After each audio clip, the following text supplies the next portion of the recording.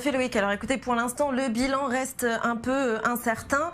Les réactions des autorités tombent petit à petit puisque cette affaire n'a été révélée qu'hier dans les médias marocains. Le Quai d'Orsay a donc affirmé ce matin être en contact avec les autorités des deux pays, les autorités marocaines et algériennes. Et une enquête serait également sur le point d'ouvrir.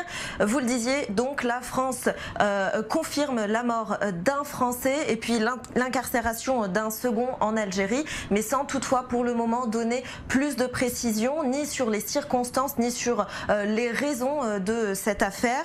Alors tout ce que l'on sait, eh bien on le sait par le récit d'un témoin. C'est ce témoin qui s'est exprimé hier dans les médias marocains.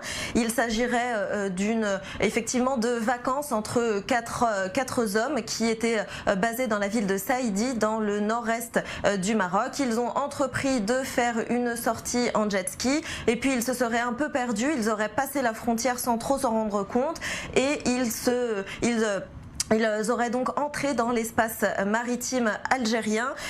Une fois sur place, eh bien, ils n'ont pas pu faire demi-tour faute d'essence. C'est à ce moment-là qu'ils auraient vu un Zodiac algérien arriver auprès d'eux, zigzaguer pour tenter de les faire tomber. Et puis ce Zodiac aurait ouvert le feu sur eux. Et selon ce témoin, eh bien, ce seraient deux hommes qui aurait été tué sur le coup et un troisième qui aurait donc été emporté sur le Zodiac. Ce quatrième qui est donc le témoin aurait quant à lui été récupéré par la marine marocaine.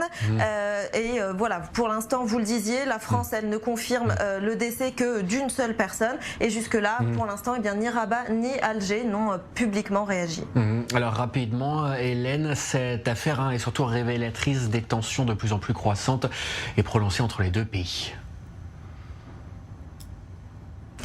Tout à fait, ça fait déjà quelques décennies que le torchon brûle entre les deux pays. Depuis 1994, les frontières entre ces deux pays sont fermées. Et puis depuis août 2021, eh bien, toutes relations diplomatiques ont été rompues. L'Algérie accuse le Maroc d'actes hostiles. Et puis il y a aussi ces grandes discussions en ce qui concerne la souveraineté du Sahara occidental.